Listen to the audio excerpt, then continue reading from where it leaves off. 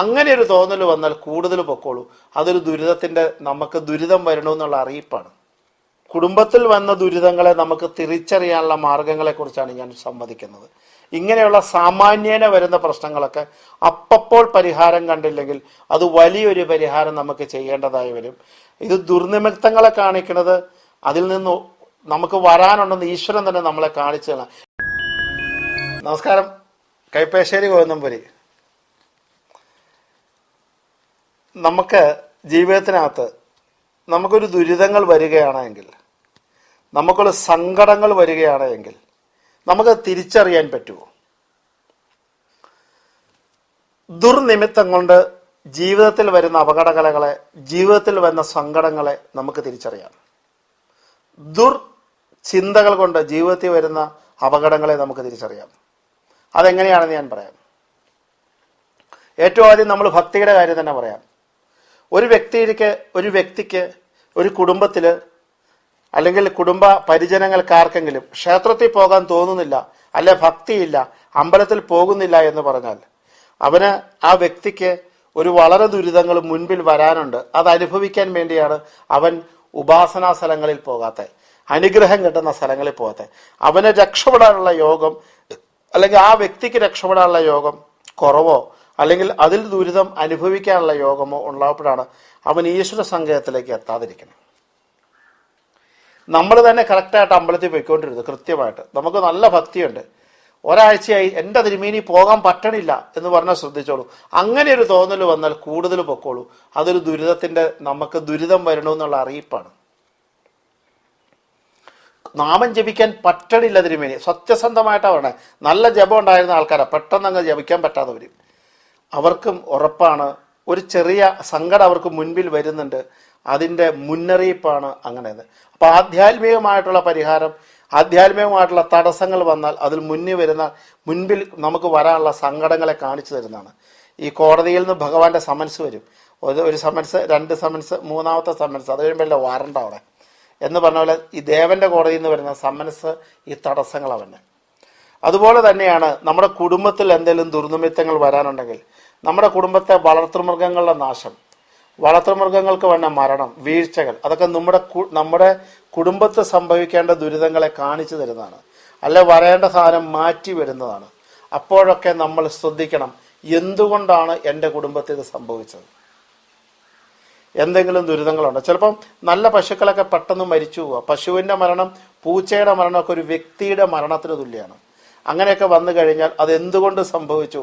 ആധ്യാത്മികപരമായിട്ട് നമുക്ക് ദോഷങ്ങൾ വല്ലതും ഉണ്ടോ, ദുരിതങ്ങളുണ്ടോ, സങ്കടങ്ങളുണ്ടോ? നമ്മൾ നിർബന്ധമായും തൊട്ടടുത്തൊരു ജ്യോതിഷനെ കണ്ടത് ചെക്ക് ചെയ്തിരിക്കണം. അതിന് പരിഹാരം കണ്ടിരിക്കണം. അതിന് ഹോമപൂജയൊന്നുമല്ല, അമ്പല ദർശനം കൊണ്ടുള്ള പരിഹാരമേ കാണാവുള്ളൂ കേട്ടോ.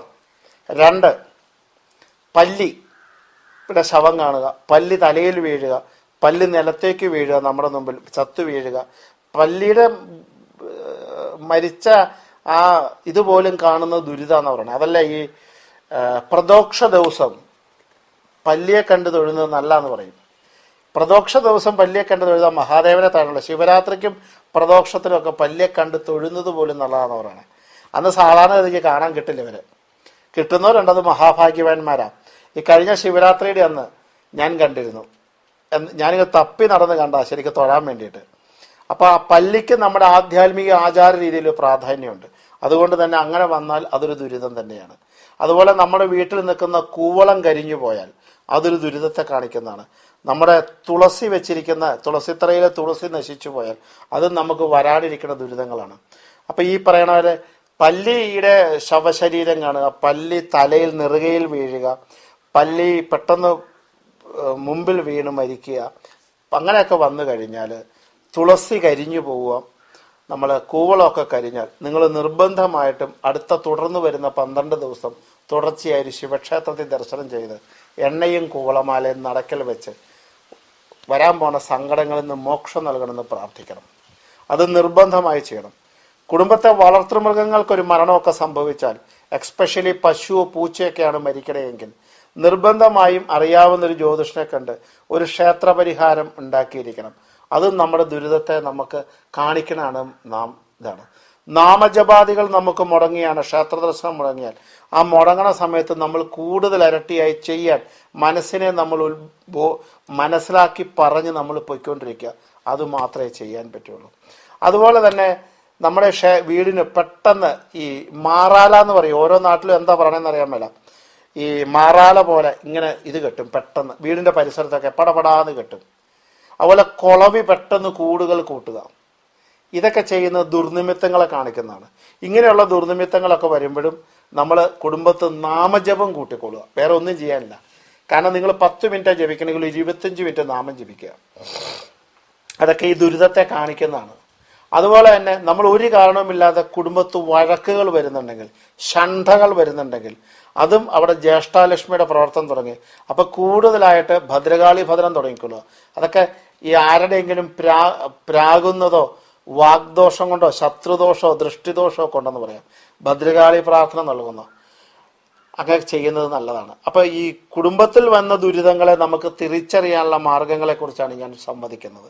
ഇങ്ങനെയുള്ള സാമാന്യേന വരുന്ന പ്രശ്നങ്ങളൊക്കെ അപ്പോൾ പരിഹാരം കണ്ടില്ലെങ്കിൽ അത് വലിയൊരു പരിഹാരം നമുക്ക് ചെയ്യേണ്ടതായി വരും.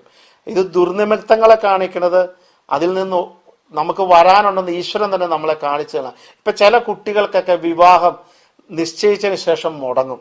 അപ്പം നമ്മൾ ഭയങ്കര കരച്ചെന്നുള്ളതായിരിക്കും. പക്ഷെ ചിലപ്പോൾ ആ ഈശ്വരൻ ആ അത് വരാനിരിക്കുന്ന ദോഷത്തിൽ നിന്ന് രക്ഷപ്പെടുത്തുന്നതാകും. ആ പിന്നീട് വരുന്ന വിവാഹമൊക്കെ വളരെ കേമായി കണ്ടിട്ടുണ്ട് ഒരുപാട് പേർക്ക്. അപ്പം അതുകൊണ്ട് അങ്ങനെ പറയണം, ചില നല്ല പ്രവൃത്തികളും നമുക്ക് സങ്കടമായാലും ഈശ്വരൻ്റെ ഇഷ്ടം എന്ന് പറഞ്ഞാൽ അവന് ഭക്തനെ നല്ലത് വരുത്തുക എന്നുള്ളതാണ്. അപ്പോൾ ഭഗവാനെ അന്നേരം ദോഷിക്കുക എന്നുള്ളതല്ല. ഭഗവാന്റെ ചിന്തകൾ ഒപ്പം നമുക്ക് എത്താൻ പറ്റില്ല.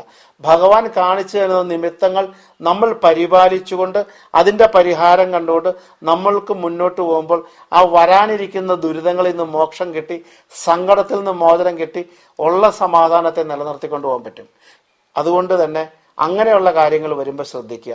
അതൊരു സൈക്കിളിൽ നിന്ന് വീണാലും, ബാത്റൂമിൽ ഒന്ന് കാല് തെന്നിയാലും, ഇറങ്ങുന്ന നടയിൽ നിന്ന് വീണാലും, ബൈക്കിനകത്ത് ഇടിക്കാനൊരു വണ്ടി വന്നാലും, ഇതൊക്കെ ഭഗവാൻ കാണിക്കുന്ന ലക്ഷണങ്ങളാക്കി പ്രാർത്ഥനയ്ക്ക് പ്രാധാന്യം കൊടുത്തോളുക, നാമജപത്തിന് പ്രാധാന്യം കൊടുത്തോളുക. ചെറിയ നിമിത്തങ്ങൾ വലിയ ദോഷത്തിലേക്കുള്ള ചൂണ്ടുവലകായകൊണ്ട് ഓരോ ദുർനിമിത്തെയും വളരെ ശക്തിയുക്തമായി വീക്ഷിച്ച് ജീവിതത്തെ സുഖപ്രദമാക്കാൻ അല്ലെങ്കിൽ അതിന് മോക്ഷത്തേക്ക് എത്തിക്കാൻ അതിന് വേണ്ടായവയ നാമജപങ്ങളും പ്രാർത്ഥനയും കൂട്ടുകൾ, ക്ഷേത്ര ദർശനങ്ങൾ വർദ്ധിപ്പിക്കുക. ഇത് നിങ്ങൾ ഓരോ സമയത്തും ശ്രദ്ധിക്കേണ്ടത് നിങ്ങളുടെ ഭൗതികപരമായിട്ടും ആത്മീയമായിട്ടും ആരോഗ്യപരമായി നിങ്ങൾക്ക് നല്ലതാണെന്നുള്ളത് കൊണ്ട് ഇതിൻ്റെ കുറേ നിമിത്തങ്ങളെക്കുറിച്ച് ഞാൻ പറഞ്ഞു എന്ന് മാത്രം. ശ്രദ്ധിക്കുക, കേൾക്കുക. നമസ്കാരം.